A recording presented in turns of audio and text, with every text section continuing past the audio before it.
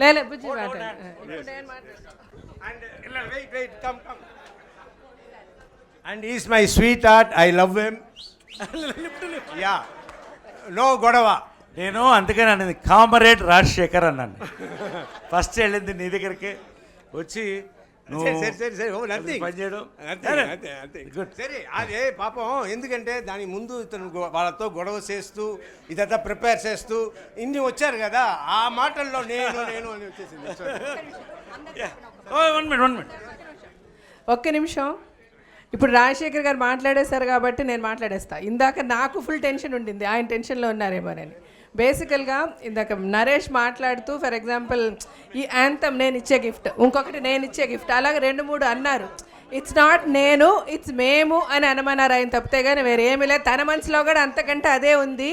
కానీ ఇన్ని టెన్షన్స్తో, సార్ కొంచెం సైలెంట్గా ఉంటారా, వాట్ ఈస్ దిస్? సో ఇన్ని టెన్షన్స్తో ఇన్ని ఆర్గనైజ్ చేస్తూ తను మర్చిపోయాడు ఆ మాట అనడం. ఏది చేసినా మేమే అందరూ, రాజీవ్ కనకాల గారి దగ్గర నుంచి ఆపోజిట్ ప్యానల్, ఈ ప్యానల్ అలా లేదు. ఇక్కడ లేని బెనర్జీ గారు, రఘుబాబు గారు చాలామంది ఇక్కడ లేరు.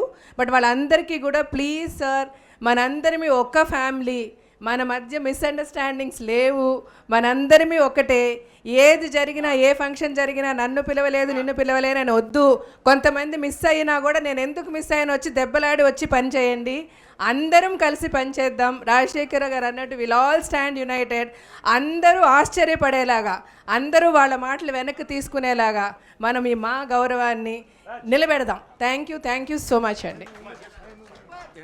థ్యాంక్స్ అండి నరేష్ గారికి. ఈ సందర్భంగా నేను కూడా మనవి చేసేది ఏంటంటే 26 ఒక్క నిమిషం. సార్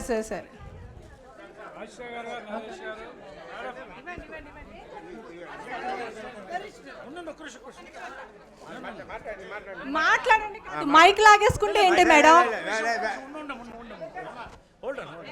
కాదు, అసలు ఇది బాగాలేదండి, నాట్ గుడ్. మీరు ఇప్పటి వరకు ఏవైతే ఆయన చెప్తున్నారో అవి మాకు ఈసీలో ఇంతవరకు ఎవరిని కలుపుకుండా ఆయన ఓన్గా చెప్పింది. మా అందరి తరఫున నేను చెప్పేది ఏంటంటే 26 మంది ఒకటే.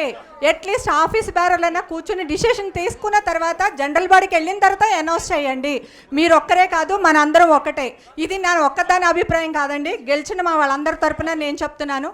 సారీ నరేష్ గారు, మీరు ఇలా చేయడం నచ్చలేదు నాకు. Thank you.